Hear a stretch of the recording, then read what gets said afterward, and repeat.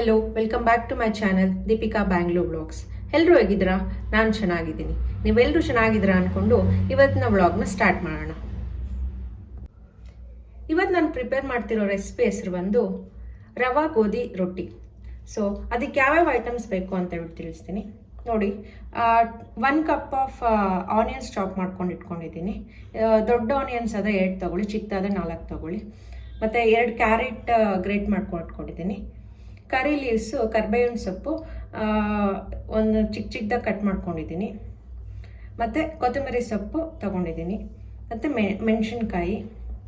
ಇವಾಗ ನಾವು ಈ ರೆಸಿಪಿನ ಯಾವ ಥರ ಪ್ರಿಪೇರ್ ಮಾಡ್ಕೊಬೇಕು ಅಂತ ಹೇಳ್ಬಿಟ್ಟು ನೋಡೋಣ.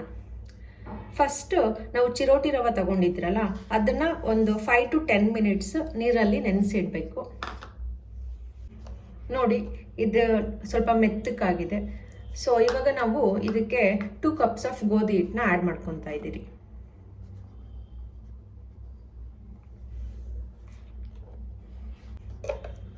ಈಗ ಇದಕ್ಕೆ ನಿಮ್ಮ ರುಚಿಗೆ ತಕ್ಕಷ್ಟು ಉಪ್ಪನ್ನ ಆ್ಯಡ್ ಮಾಡ್ಕೊಳ್ಳಿ.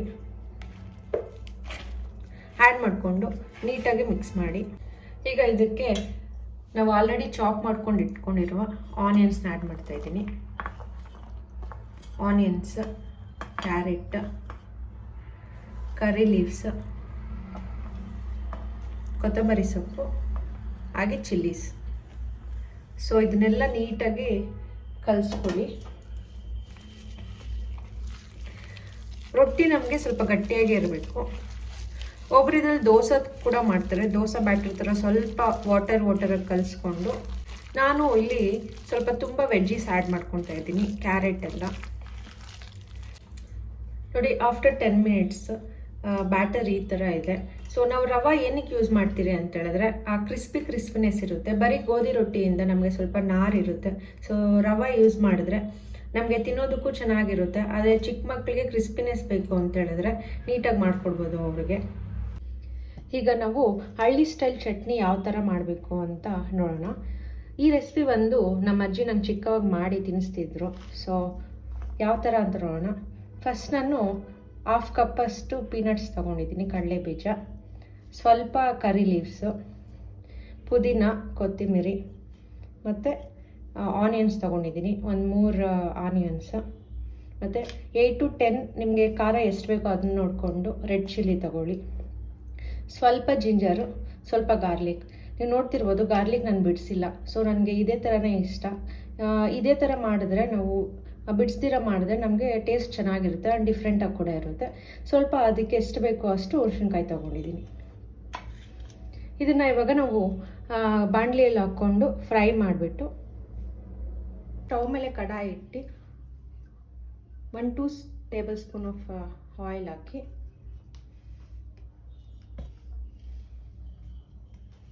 ಹಾಕಿದ್ಮೇಲೆ ನಾನು ಅವಾಗೆ ತೋರಿಸಿದ್ದಲ್ಲ ಪೀನಟ್ಸ್ ಫಸ್ಟ್ ಹಾಕ್ಕೊಳ್ಳಿ. ಸ್ವಲ್ಪ ಹೊತ್ತು ಫ್ರೈ ಆಗಬೇಕು ಎಣ್ಣೆಯಲ್ಲಿ. ಸೊ ನಿಮ್ಮ ಎಷ್ಟು ಜನಕ್ಕೆ ಬೇಕೋ ಅದ್ರ ಮೇಲೆ ಡಿಪೆಂಡ್ ಆಗುತ್ತೆ ಎಷ್ಟು ಆನಿಯನ್ ಕಟ್ ಮಾಡಬೇಕು ಅಂತ ಹೇಳ್ಬೇಕು. ಪುದೀನ, ಕರಿ ಲೀವ್ಸ್, ಮೆಣಸಿನ್ಕಾಯಿ, ಜಿಂಜರ್ ಗಾರ್ಲಿಕ್. ನೀವು ಇದಕ್ಕೆ ಬ್ಯಾಡ್ಗೆ ಮೆಣಸಿನ್ಕಾಯಿ 1 ಇಲ್ಲ 2 ಆ್ಯಡ್ ಮಾಡ್ಕೊಬೋದು, ಟೇಸ್ಟ್ ಚೆನ್ನಾಗಿರುತ್ತೆ. ಅದಿಲ್ಲ ಅಂತ ಹೇಳಿದ್ರೆ ಪೌಡರ್ ಇದ್ದರೆ ಸ್ವಲ್ಪ ಆ್ಯಡ್ ಮಾಡ್ಕೊಬೋದು. ಇದೆಲ್ಲ ನೀಟಾಗಿ ಫ್ರೈ ಆದಮೇಲೆ ನಾವು ಇದನ್ನು ಜಾರಿಗೆ ತಗೊಂಡು ಮಿಕ್ಸಿಗೆ ಹಾಕ್ಕೊಳ್ಳೋಣ. ಸೊ ಅದಕ್ಕೆ ಕಲ್ಲುಪ್ಪು ಎಷ್ಟು ಬೇಕೋ ಅಷ್ಟು ಹಾಕ್ಕೊಳ್ಳಿ. ಮತ್ತು ಅದಕ್ಕೆ ವಾಟರ್ ಹಾಕ್ಕೊಳ್ಳಿ ಎಷ್ಟು ಬೇಕೋ ಅಷ್ಟು. ನೋಡಿ, ಚಟ್ನಿ ರೆಡಿ ಆಯಿತು. ಆದಷ್ಟು ಸ್ವಲ್ಪ ತರಿಯಾಗಿ ಗ್ರೈಂಡ್ ಮಾಡ್ಕೊಳ್ಳಿ. ಸೊ ತರಿ ಆಗಿದ್ದರೆ ರೊಟ್ಟಿಗೆ ಚೆನ್ನಾಗಿರುತ್ತೆ. ಈಗ ನಾವು ಇದನ್ನು ಒಗ್ಗರಣೆ ಹಾಕ್ಕೊಳ್ಳೋಣ. ಒಗ್ಗರಣೆ ಹಾಕ್ಕೊಂಡ್ರೆ ಇನ್ನೂ ಟೇಸ್ಟ್ ಚೆನ್ನಾಗಿರುತ್ತೆ. ಇವಾಗ ಅದನ್ನು ಯಾವ ಥರ ಮಾಡಬೇಕು ಅಂತ ತೋರಿಸ್ತೀನಿ. ಸೊ ಇದಕ್ಕೆ ಫಸ್ಟು ಸ್ವಲ್ಪ ಸಾಸಿವೆ, ಸ್ವಲ್ಪ ಜೀರಿಗೆ, ಹಾಗೆ ಕಡಲೆಬೇಳೆ ಆ್ಯಡ್ ಮಾಡ್ಕೊತಾ ಇರ್ತೀನಿ. ಸ್ವಲ್ಪ ಉದ್ದಿನಬೇಳೆ ಆ್ಯಡ್ ಮಾಡ್ಕೊಳ್ಳಿ. ಆದಮೇಲೆ ನಾವು ಆನಿಯನ್ಸ್ನ ಆ್ಯಡ್ ಮಾಡ್ಕೊಳ್ಳೋಣ. ಸೊ ಸಿಮ್ಮಲ್ಲೇ ಒಗ್ಗರಣೆ ಹಾಕ್ಕೊಳ್ಳಿ. ಕರ್ಬೇವಿನ ಸೊಪ್ಪು ನಾವು ಆಗಲೇ ಚಟ್ನಿ ಕೂಡ ಆ್ಯಡ್ ಮಾಡ್ಕೊಂಡಿದ್ವಿ, ಸೊ ಅದು ಟೇಸ್ಟ್ ಚೆನ್ನಾಗಿರುತ್ತೆ ಅಂತ ಹೇಳ್ಬಿಟ್ಟು. ಹಾಗೆ ಇವಾಗ ಒಗ್ಗರಣೆಗೆ ಹಾಕ್ಕೊಂಡ್ರು ನಮಗೆ ಒಗ್ಗರಣೆ ಟೇಸ್ಟ್ ಬರೋದೇ ಕರ್ಬೇವಿನ ಸೊಪ್ಪಿಂದ ಅಂತ ಹೇಳ್ತಾರೆ.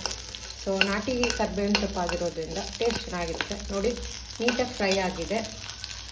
ಈಗ ನಾವು ಗ್ರೈಂಡ್ ಮಾಡಿ ಇಟ್ಕೊಂಡಿರೋ ಚಟ್ನಿನ ಆ್ಯಡ್ ಮಾಡ್ಕೊಳ್ಳೋಣ.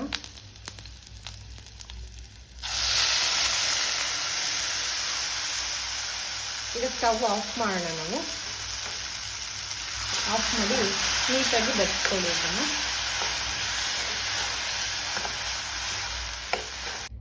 ಈಗ ನಾವು ರೊಟ್ಟಿನ ಪ್ರಿಪೇರ್ ಮಾಡ್ಕೊಳೋದು ನೋಡೋಣ.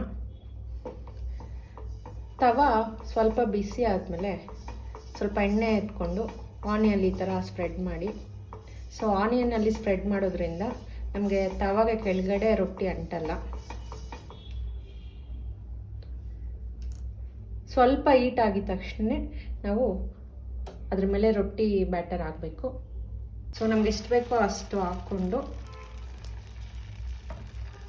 ಅದನ್ನು ನೀಟಾಗಿ ಸ್ಪ್ರೆಡ್ ಮಾಡ್ಕೊಳ್ಳಿ. ಒಬ್ಬೊಬ್ಬರಿಗೆ ತಿಕ್ಕಾಗಿರ್ಬೇಕಂದ್ರೆ ಇಷ್ಟ, ಒಬ್ಬರಿಗೆ ತಿನ್ನಬೇಕಾಗುತ್ತೆ. ಸೊ ನಿಮ್ಗೆ ಯಾವ ಥರ ಬೇಕೋ ಆ ಥರ ಸ್ಪ್ರೆಡ್ ಮಾಡ್ಕೊಳ್ಳಿ. ನೋಡಿ, ರೊಟ್ಟಿ ಇವಾಗ ಆಲ್ಮೋಸ್ಟ್ ಬೆಂದಿದೆ. ಅದನ್ನು ಇನ್ನೊಂದು ಸೈಡ್ ತಿರ್ಸ್ತಿದ್ದೀನಿ. ನೋಡಿ ಎಷ್ಟು ಈಸಿಯಾಗಿ ಬಂತು. ಸೊ ಅದಕ್ಕೆ ನಾವು ಫಸ್ಟ್ ಆನಿಯನ್ನಿಂದ ಫುಲ್ ಸ್ಪ್ರೆಡ್ ಮಾಡಿದ್ರೆ ಆಯಿಲ್ನ ಈ ಥರ ನೀಟಾಗಿ ಬರುತ್ತೆ, ಕೆಳಗಡೆ ಅಂಟಲ್ಲ. ನೋಡಿ, ಇವಾಗ ಆ ಕಡೆನೂ ಫ್ರೈ ಆಗಿದೆ. ನಾವು ಒಂದು ಪ್ಲೇಟಿಗೆ ತಗೊಳ್ಳೋಣ. ನೋಡಿ ಎಷ್ಟು ಚೆನ್ನಾಗಿದೆ, ಕ್ರಿಸ್ಪಿ ಆಗಿದೆ. ನೀವೇ ನೋಡ್ಬೋದು. ನೋಡಿ, ಕ್ರಿಸ್ಪಿಗೆ ಎಷ್ಟು ಚೆನ್ನಾಗಿದೆ. ನೋಡಿ, ರವಾ ಗೋಧಿ ರೊಟ್ಟಿ ಮತ್ತು ಚಟ್ನಿ, ಹಳ್ಳಿ ಸ್ಟೈಲ್ ಚಟ್ನಿ ಪ್ರಿಪೇರ್ ಆಗಿದೆ. ಸೊ ನಿಮ್ಗೆ ಯಾವ ಥರ ಅನಿಸ್ತಿದೆ ಅಂತೇಳಿ ಕಾಮೆಂಟ್ ಸೆಕ್ಷನಲ್ಲಿ ತಿಳಿಸಿ.